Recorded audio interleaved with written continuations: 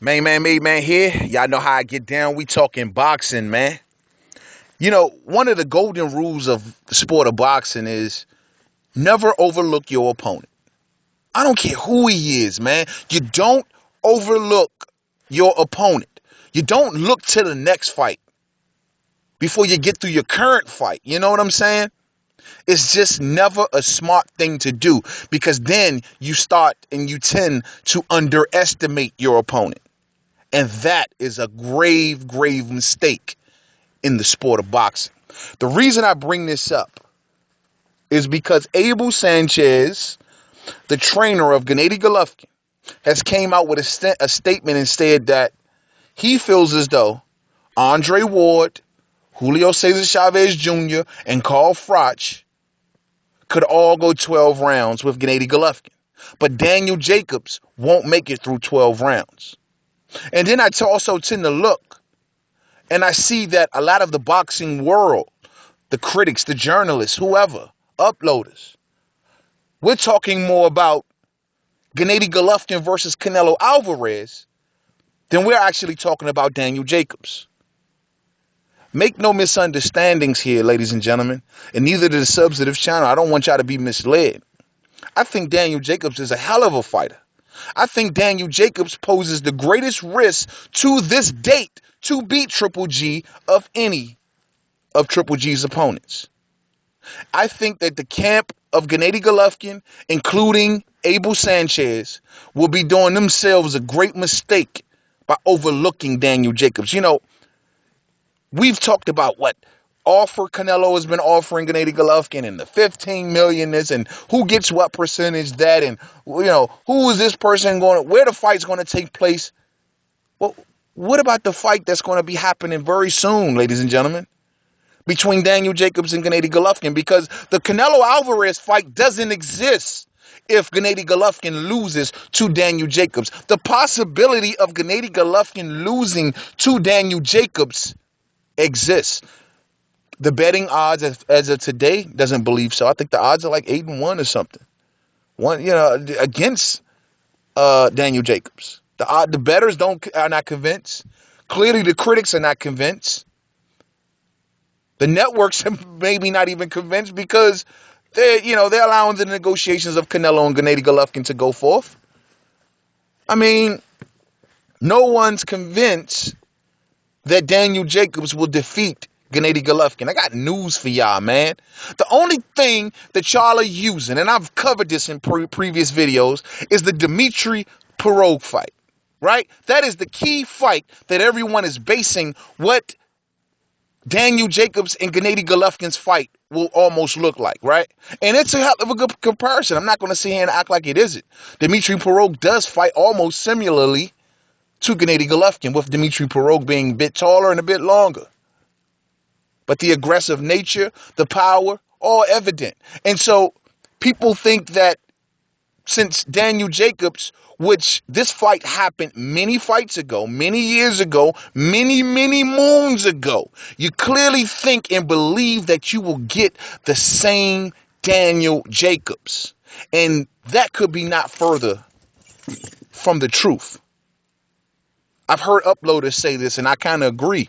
My main man, Kell Brook, fought his heart out with Gennady Golovkin, and he showed some rifts in Gennady Golovkin's game. Now, I've already seen these holes in Gennady Golovkin's game. Stand your ground, be first, don't back down, don't back away.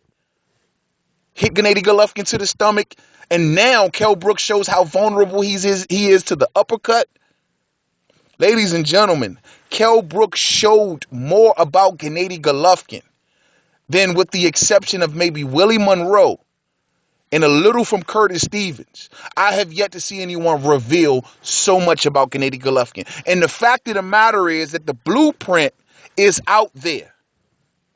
Okay? Gennady Golovkin stopped Kell Brook because of an injury, not because he knocked him out. Don't get it misunderstood.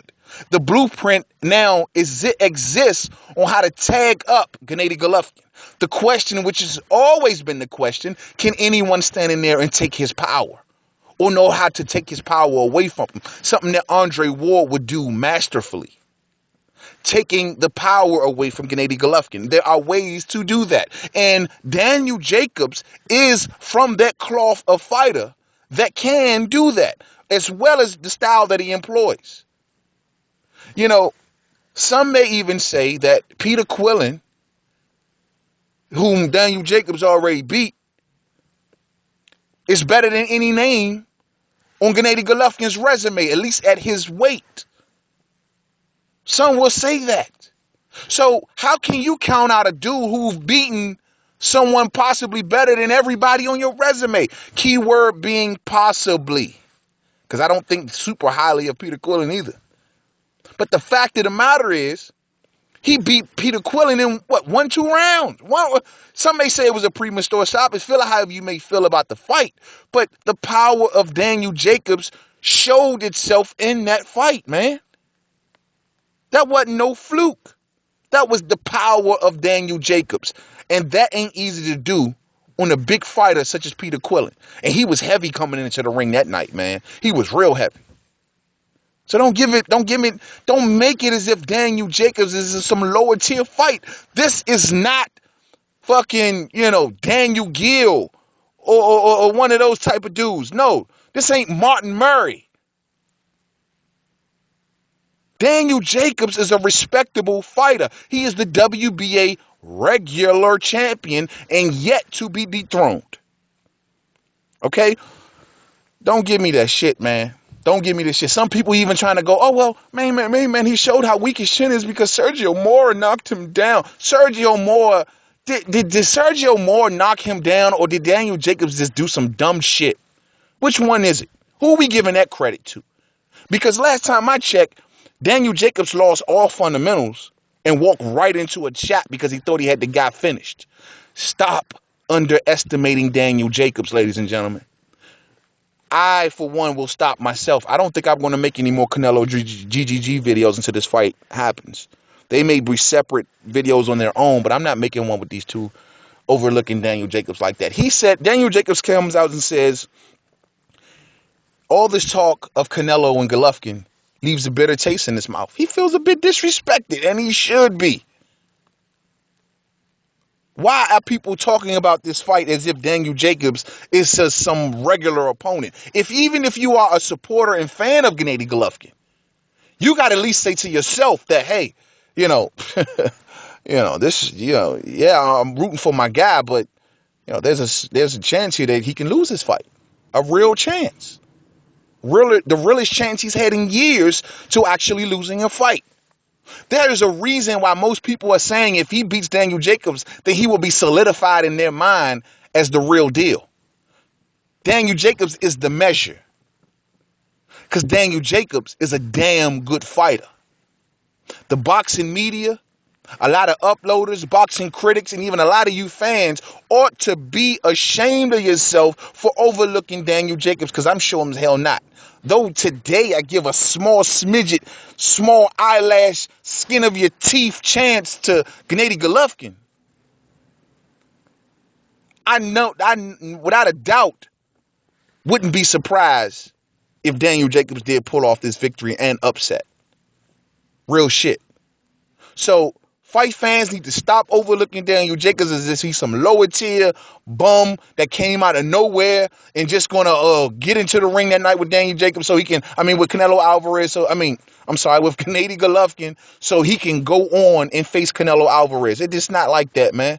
If that was the case, they would have just threw Daniel Jacobs step aside money. Fuck no. Daniel Jacobs is there to fuck up the plans of Gennady Golovkin, and he just might do it. Y'all need to stop overlooking this man. I got nothing but respect for Daniel Jacobs, and you should too. Until the next video, Main Man, Made Man. Don't forget to subscribe. Twitter, Made Man 511. Facebook, Main Man Boxing Forum. Google Plus, Main Man, Made Man. Everybody wants to go to the Dimitri Pirogue fight. I've said this in previous videos. That's the only fight that you have to use. A fight in which that dude fought his heart out in those middle rounds, evened that fight out, and he just got hit by a good shot. A younger version.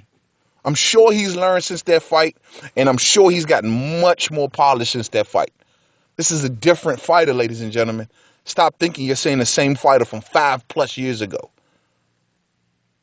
Well, what, 5 years ago now? Real shit. Anyway, to the next video. Peace out.